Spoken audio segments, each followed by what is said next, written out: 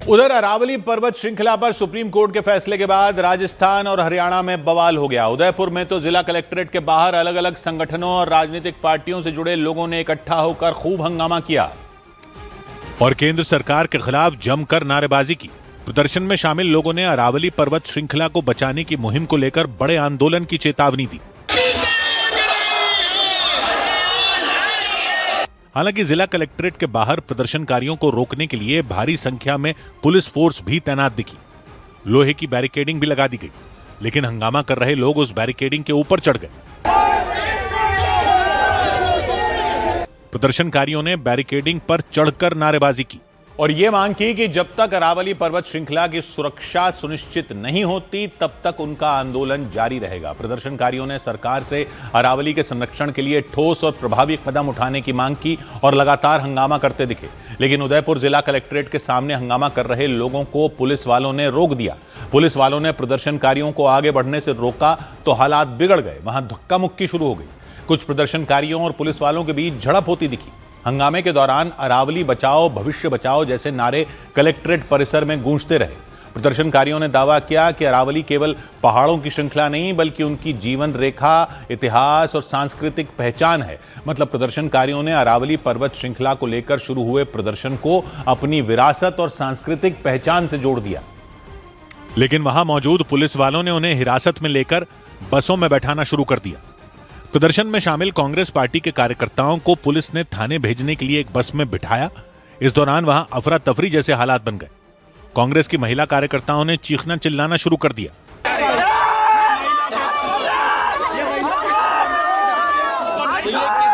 कांग्रेस के कार्यकर्ताओं ने केंद्र और राजस्थान की बीजेपी सरकार के खिलाफ गुस्सा निकाला।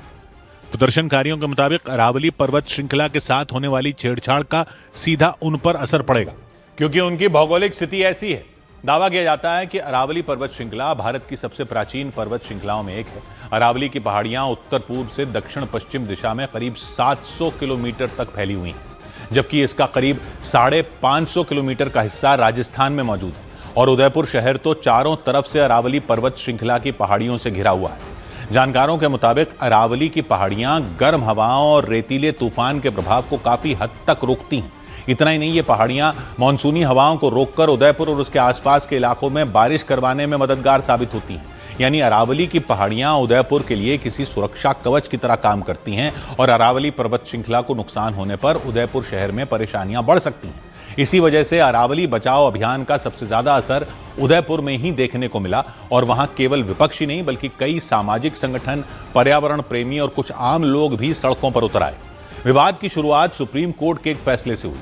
गुजरात, राजस्थान, हरियाणा और दिल्ली तक फैली अरावली पर्वत श्रृंखला को लेकर सुप्रीम कोर्ट ने 20 नवंबर को फैसला दिया था, जिसके मुताबिक कोई पहाड़ी या भूमि तभी अरावली की पहाड़ी मानी जाएगी जब वो आसपास की जमीन से कम 100 मीटर ऊंची हो। कोर्ट ने यह फैसला वन पर्यावरण मंत्रालय की समिति की सिफारिशों को स्वीकार करते हुए दिया था। कोर्ट के मुताबिक पहाड़ियों की पहचान आसान करने और अवैध खनन पर रोक लगाने के मकसद से यह फैसला लिया गया। हालांकि सुप्रीम कोर्ट ने अपने फैसले में यह भी कहा था कि सरकार को पूरे इलाके की वैज्ञानिक मैपिंग करानी होगी और एक मजबूत योजना बनानी होगी कि कहां खनन हो सकता है, कहां नहीं हो सकता। लेकिन सुप्रीम कोर्ट के इस फैसले के बाद बखेड़ा खड़ा हो गया।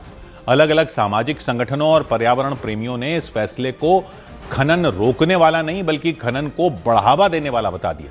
उनके मुताबिक सुप्रीम कोर्ट के नए फैसले का असर अरावली पर्वत श्रृंखला के 90% से ज्यादा हिस्से पर पड़ेगा। यानी अरावली के 90% पहाड़ 100 मीटर की ऊंचाई के तय मानक को पार ही नहीं कर पाएंगे, क्योंकि अरावली पर्वत श्रृंखला की ज्यादातर ढलानों और पहाड़ियों की ऊंचाई 100 मीटर से कम है उनके मुताबिक। और अगर उन सभी को अरावली पर्वत श्रृंखला का हिस्सा नहीं माना गया तो वो संरक्षण से बाहर हो जाएंगे।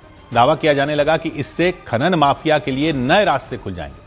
हालांकि केंद्र सरकार ने अरावली पर्वत श्रृंखला को लेकर विवाद बढ़ने के बाद सफाई दी और अरावली पर्वत श्रृंखला को लेकर कही जा रही बातों को पूरी तरह झूठा और अफवाह बताया। पर्यावरण मंत्री भूपेंद्र यादव ने बताया कि सुप्रीम कोर्ट के फैसले के बाद अरावली पर्वत श्रृंखला का 90% हिस्सा संरक्षित हो जाएगा। एक पहाड़ी और दूसरी पहाड़ी के बीच में 500 मीटर का ही गैप है, तो वो जमीन भी अरावली रेंज मानी जाएगी। इस डेफिनेशन के आने के बाद 90% से ज़्यादा एरिया प्रोटेक्टेड एरिया में आ गया।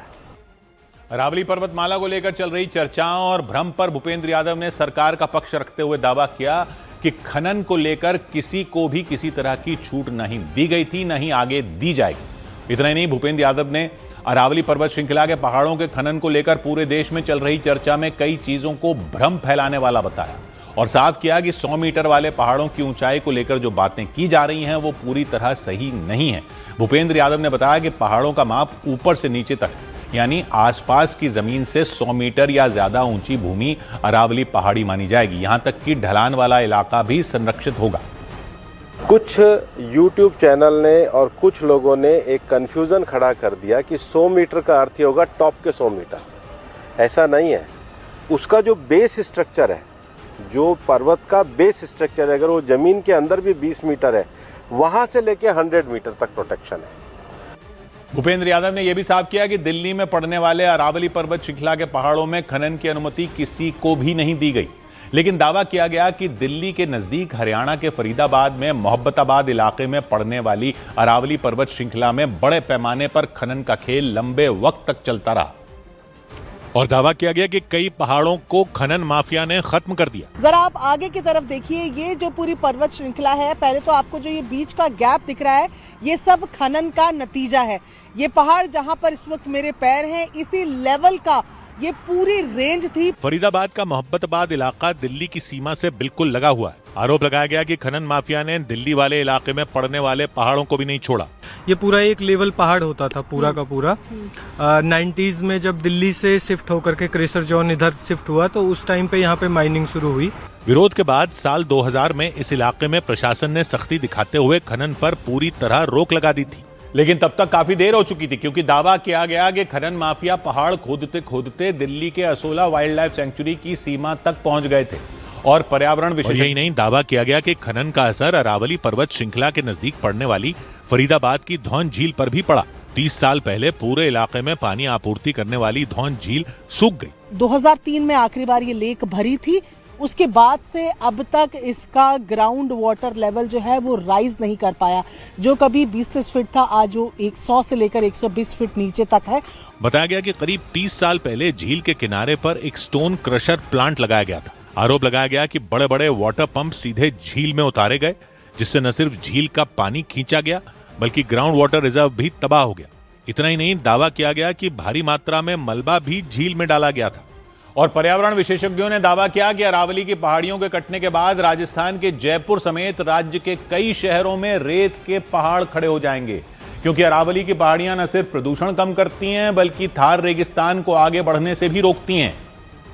लेकिन पर्यावरण के जानकारों ने चेतावनी दी कि अगर अरावली की पहाड़ियां नहीं रहीं या फिर काट दी गईं तो राजस्थान रेगिस्तान में बदल जाएगा। राजस्थान के जयपुर समेत दूसरे शहरों में रेत के पहाड़ खड़े हो जाएंगे। ये जैसलमेर नहीं, ये पुष्कर है। पीछे से यानी कि रेगिस्तान से ये जो रेत के पहाड़ है लगातार शिफ्ट होते होते आगे बढ़ते बढ़ते पुष्कर तक पहुंच गए हैं। विशेषज्ञों के मुताबिक अरावली की पहाड़ियां रेगिस्तान को बढ़ने से रोकती हैं। इसके अलावा बारिश के पानी को रोककर भूजल रिचार्ज करने के साथ प्रदूषण को कम करती हैं। और पर्यावरण के जानकारों के मुताबिक अरावली पहाड़ियों के नहीं रहने पर रेगिस्तान तेजी से फैलेगा और तो और राजस्थान, दिल्ली और हरियाणा में प्रदूषण का स्तर बढ़ सकता है। और दावा किया गया कि अरावली की पहाड़ियों के कटने के बाद न सिर्फ जयपुर बल्कि देश की राजधानी दिल्ली में भी रेत के टीले बन जाएंगे। अरावली की पहाड़ियां अगर कटती गई तो आप तय मानिए कि आने वाले वक्त में जयपुर और दिल्ली के अंदर भी ऐसे रेत के पहाड़ आपको नजर आएंगे। अरावली पर्वतमाला दुनिया की सबसे प्राचीन पर्वत श्रृंखलाओं में एक है। अरावली की पहाड़ियां दिल्ली, हरियाणा, राजस्थान और गुजरात में करीब 700 किलोमीटर तक फैली हुई हैं और थार रेगिस्तान की रेत को पूर्व दिशा की ओर फैलने से रोकती हैं और उसकी वजह से गंगा यमुना के उपजाऊ मैदान रेगिस्तान बनने से बचते हैं। इसके अलावा अरावली की पहाड़ियां दिल्ली एनसीआर के लिए ग्रीन लंग्स के फेफड़ों की तरह काम करती हैं और दिल्ली एनसीआर में धूल भरी आंधियों को नियंत्रित करती हैं। पर्यावरण के जानकारों ने चेतावनी दी कि अगर अरावली की पहाड़ियों को काटा गया तो फिर दिल्ली की हवा और भी ज्यादा खराब हो सकती है। आधे राजस्थान के बाद में अरावली के इसी रेंज में यहाँ पर रुकता है, उसके बाद में आगे अरावली रेंज शुरू होती है जो दिल्ली तक जाती है। अरावली की पहाड़ियों को लेकर सुप्रीम कोर्ट के दिए फैसले के बाद कई संगठनों ने अरावली को बचाने के लिए आंदोलन तक शुरू कर दिए। इस सब के बीच न्यूज 18 की टीम राजस्थान के पुष्कर पहुंची और न्यूज 18 की टीम ने वहां यह दिखाने की कोशिश की कि अरावली की पहाड़ियों को अगर काट दिया गया तो थार रेगिस्तान कितनी तेजी से आगे बढ़ सकता है। क्योंकि करीब 5 साल पहले पुष्कर के पास अरावली की एक पहाड़ी को काट कर बीकानेर को जयपुर से जोड़ने के लिए एक हाईवे बनाया गया था। ये वो जगह है जहां एक ओर रेगिस्तान है और दूसरी तरफ अरावली की पहाड़ियां हैं। यहां इन पहाड़ियों की ऊंचाई 50 मीटर से नीचे है, लेकिन जैसे ही पहाड़ी को काटा गया, रेगिस्तान की रेत पहाड़ी को लांघकर अजमेर की ओर बढ़ गई। ये इतना बड़ा कट हुआ, उसके बाद में यही रेत मिट्टी उड़ उड़ कर आकर यहाँ दूसरी तरफ जहाँ मैं खड़ा हूँ पुष्कर की तरफ, यहाँ देखिए कि एक रेत का पहाड़ खड़ा हो गया। इसी बात से अंदाजा लगाया गया कि अगर बाकी की पहाड़ियों को ऐसे काट दिया गया तो रेत के पहाड़ जयपुर अजमेर ही नहीं बल्कि दिल्ली तक पहुंच जाएंगे।